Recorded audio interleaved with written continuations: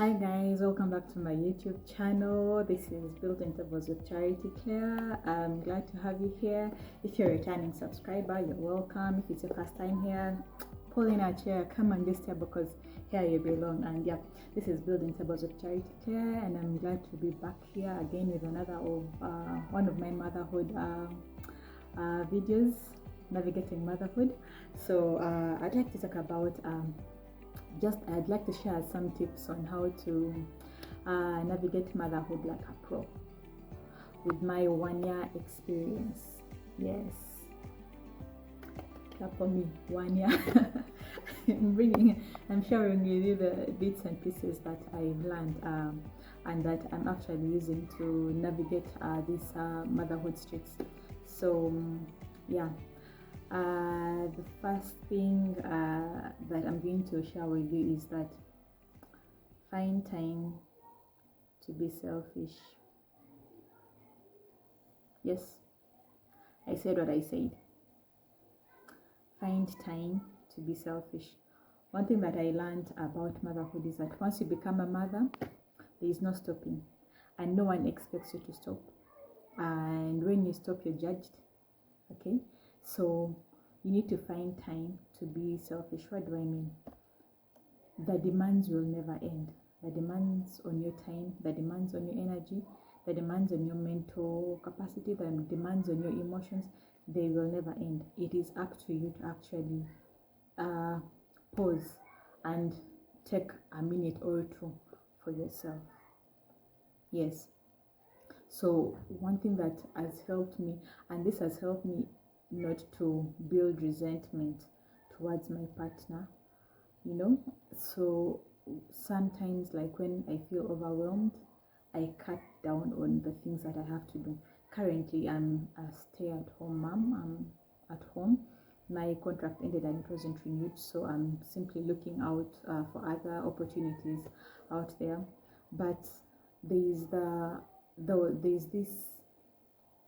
this tendency of wanting to be perfect, like having everything in the home sorted out, having everything perfect, and you find that you're actually drained out. But because sometimes the work that you do as a stay-at-home mom or the parent that is working in the home, you find that it is not appreciated, or it is not it goes unnoticed.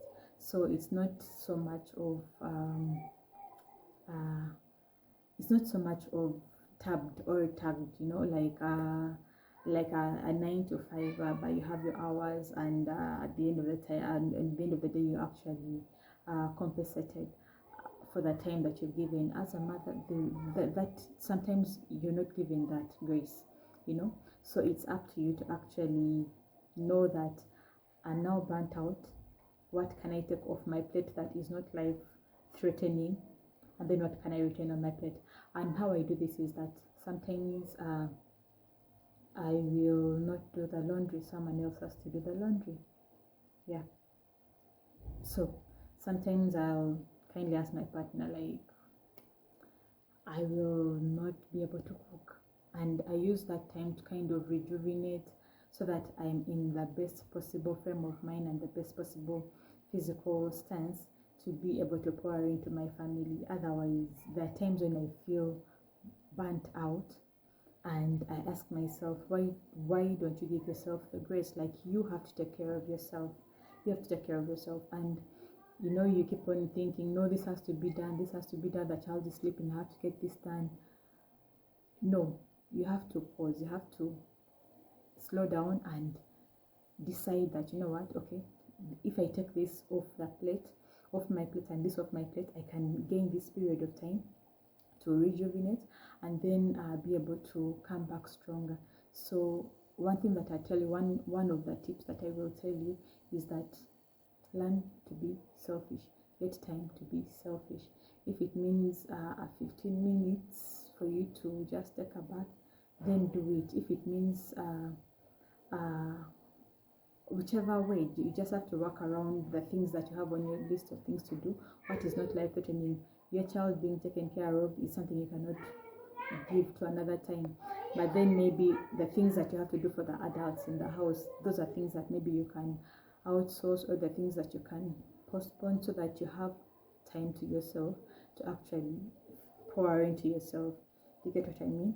Yes, so that's what I mean. And it helps you not to be resentful, because you know that you've taken care of yourself. At some point you've also put yourself first, and now you're able to again put other people at the forefront of being taken care of. So yeah, that is it. Talk to your partner. Can they do their laundry? Can they do the grocery shopping, so that all that is taken off of your plate, so that you can concentrate on yourself?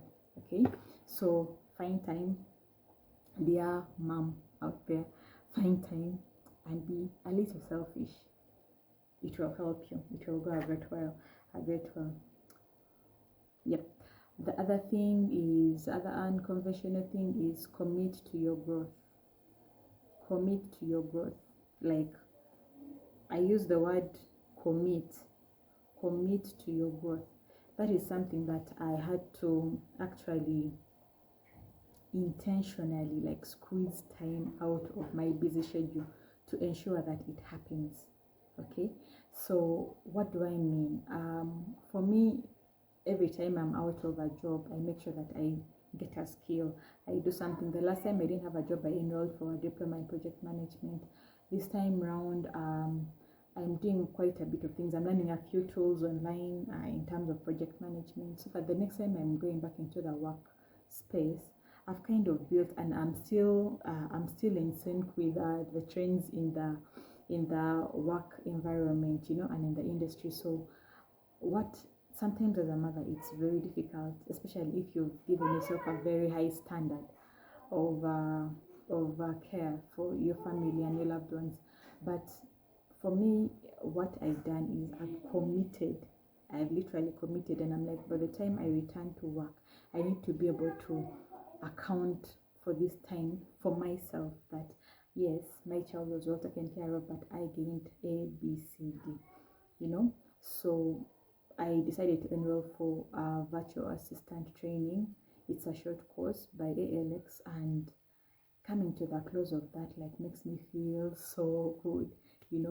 I always say I apply for fellowships, scholarships, and all this, just to keep myself abreast with how my skills are, my experience is, so that I can see how to tweak it and be relevant in the marketplace. So commit to your own growth. And you will ask me, like, where do you get this time? When I say commit, it's a sacrifice that I've made, but at the end of the day, it makes me feel so good, because I actually, the way I structured my day, like I put my child to sleep, I clean my house at night. I usually call it closing the day. I wash the utensils, clean the house, so that in the morning I only have my child to look after, and then maybe like do certain small things here and there if there's laundry to be done. But the night time, I actually use my night time to grow myself, and that means you might carve out an hour or two. It might be an hour that you can manage if you're someone that sleeps at night. Luckily enough, I'm a night owl, so I'm able to carve out that time at night and concentrate on applying for jobs. I concentrate on doing my exercises for the course that I'm doing, and doing my milestones and all this. And it makes me feel so good that yes, I'm doing the motherhood thing mainly during the day, but this time is my time, and I pour into myself, and I'm adding bricks onto myself, so that by the time I go back to the workspace, like I'm more competent, or even I can qualify to actually look for virtual assistant roles or remote work, so that I can still look after my child and be able to earn, because earning is very, very important. It's very, very, very, very important. And I think that will take me to my next point. Make sure that you can get a source of income. Yep. There are wives that are privileged that their husbands will cover everything, and they are settled. They know that in case of anything, they'll still be able to be a stay-home mom or be able to look after their children in regards to whatever happens. And for me, I always remember like when my brother got an accident and his wife had to fend. You find that you need to have built that financial muscle. So even as you are looking after your child, pouring into your child, it is tiresome. I know working that job, but continue working. Like, it is very, very important that as a collective, you and your partner, you're able to look after the children, but even as an individual, and let your ability to cater or look for after your children to the standard that you want not only depend on your partner. Okay, I hope that makes sense. Yep. The other tip is build a community. Sometimes the streets of motherhood are quite lonely. You find yourself with a young child all the time, and not a lot of community, or not a lot of adult conversations. Build a community where you can call once in a while, people that understand that you might not be there physically for them, but then they know that you exist and they can check in on you from time to time. Okay, so build a community of other moms out there, other women out there that can be able to support you.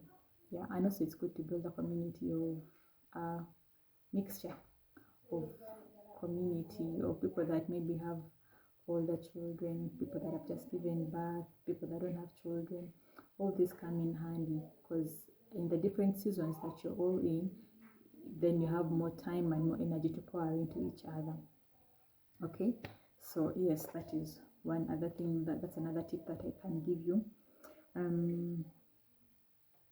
Motherhood will test your time management. It tested my time management. I'm not yet good at it. I'm not yet like put a handle on this, but yeah, it will test your time management skills. And if the sooner you get a hang of it, the better for you. Then last but not least, center God.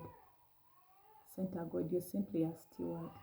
I think above all, center God in your motherhood journey. Center God. Let him give you the blueprint for your child. Let me come back. My son has woken up.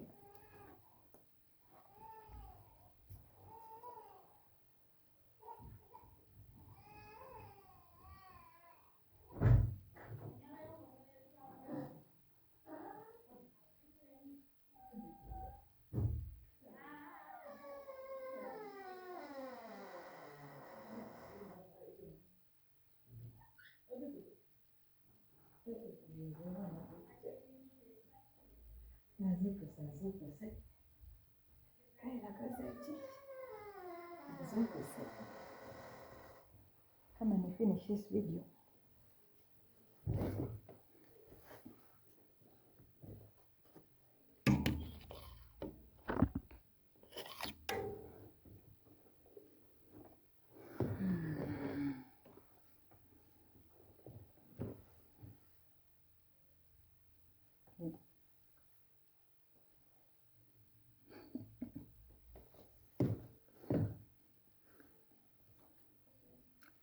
Yeah, so the last one that I was talking about is center God.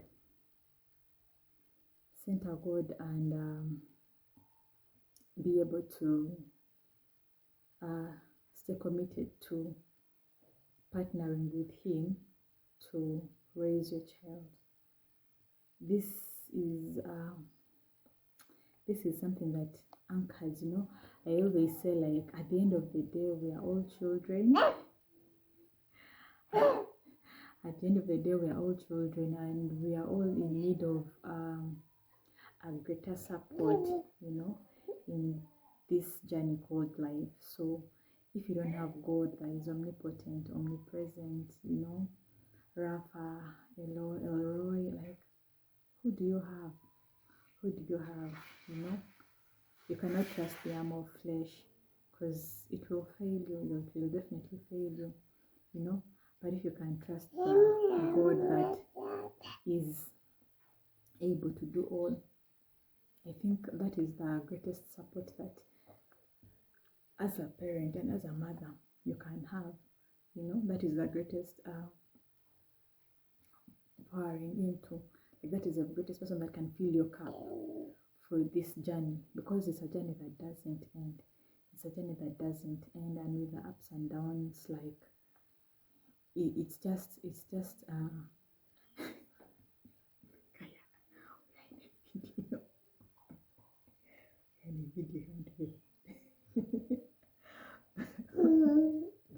guys, and with the ups and downs,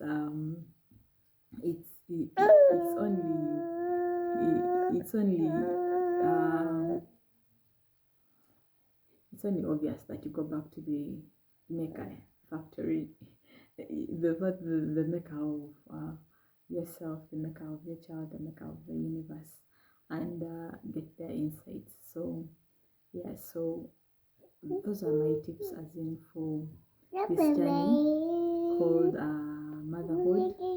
Find time to rest well. Yes, find time to rest well. And like I said in one of my other videos, shut out the noise. There's going to be a lot of judgment. You're doing this like this, you are lazy, you're not doing this the way other people are doing it. Let it be. Let it be. Like that is not the marking script. I don't think there is a marking guide for this motherhood thing. The best thing is, how are you equipping yourself with knowledge, and how are you equipping yourself with the rest that you need, the right mental state, the right spiritual state, to actually be the best parent and the best guardian to this gift that God gave you. So come on. So yeah, like that is one thing that we need to deal with, and it will actually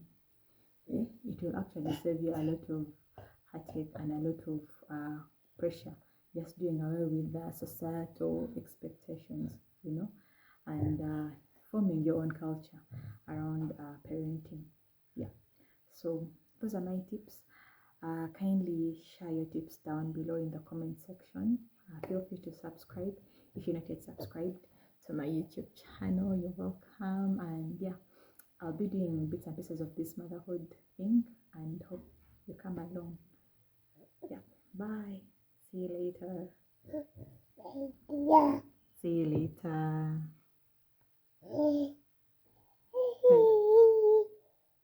I can smell something, a present.